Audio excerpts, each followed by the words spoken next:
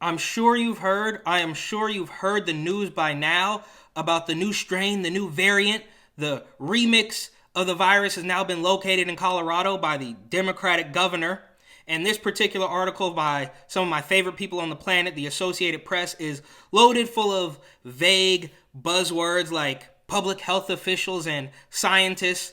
Of course, we'll never get the names of any of these people, but just know that it's very scientific and you always got to trust the science. Naturally, this strain of the virus is more deadly and more contagious, and everybody is just going to die in the next 2 weeks, I can almost promise you. Oh, I don't have a bucket list, dude, because I'm not dying. Everybody's dying, bitch. And naturally, the Democratic governor of Colorado has taken this point in time to extend some of his executive orders. The first one being a stimulus or a socialism check of $375 to qualifying Coloradians. I don't know. And he's also extending this sort of work remote program for the political parties, because if you are a politician in Colorado, you certainly deserve to be able to put your feet up at the crib and continue to collect checks that way, while the general population is not able to go to work at all. And these executive orders are expected to expire in 30 days unless they just happen to get extended.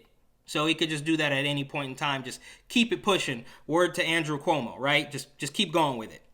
Now, they're also saying that this variant was found in a man in his 20s, so you know that it's scary and young people are dying too. And he was isolated by himself in a suburb of Denver, so it's all just very scary. We got to shut it all down and track and trace everything and make sure we get to the bottom of this. It's all absolute nonsense.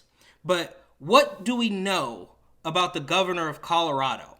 Right? We know that him and his husband tested positive for the original strain of the virus less than a month ago. And one of these other articles here says that the governor drove his husband to the hospital after he had developed a cough.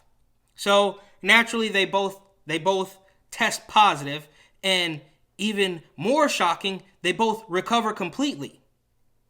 So what is there left to do after you've pushed your executive orders? You've obviously broken some of the rules that you created, because that's just what Democratic politicians do. But what is there left to do other than find a new, even more deadly, more contagious, scarier strain of this virus to help push your agenda?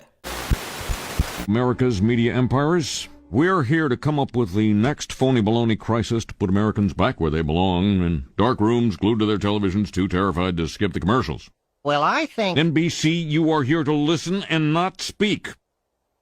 I think we should go with a good old-fashioned public health scare. A new disease. No one's immune. It's like the summer of the shark, except instead of a shark, it's an epidemic. And instead of summer, it's all the time. That is smoking. Now, I hate to be the guy who derails what everybody else He loves. loves being that guy. But, Janice, we do have standards. This can't be a made-up disease. The only moral thing to do is release a deadly virus into the general public. We do have something we've been holding on to, but it hasn't been tested. Get over here, NBC.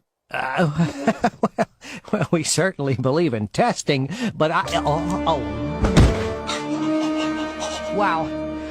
Oh, yeah. So, we've got our deadly disease. Now, we just have to blame it on something that's in every household, something that people are a little bit afraid of already. House cat flu is coming, people. The Center for Disease Disinformation predicts with some degree of probability that the house cat flu might spread in the following hypothetical outbreak pattern. So petter beware, that warm body on your lap just might be ready to destroy your tender fiddles.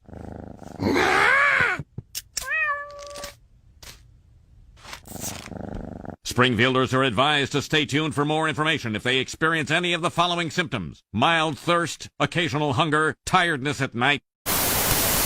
There's no reason to be walking around with a mask. When you're in the middle of an outbreak, wearing a mask might make people feel a little bit better, and it might even block a droplet, but it's not providing the perfect protection that people think that it is.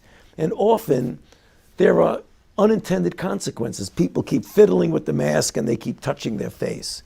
And can you get some schmutz sort of staying inside there? Of course. But when you think masks, you should think of healthcare providers needing them and people who are ill.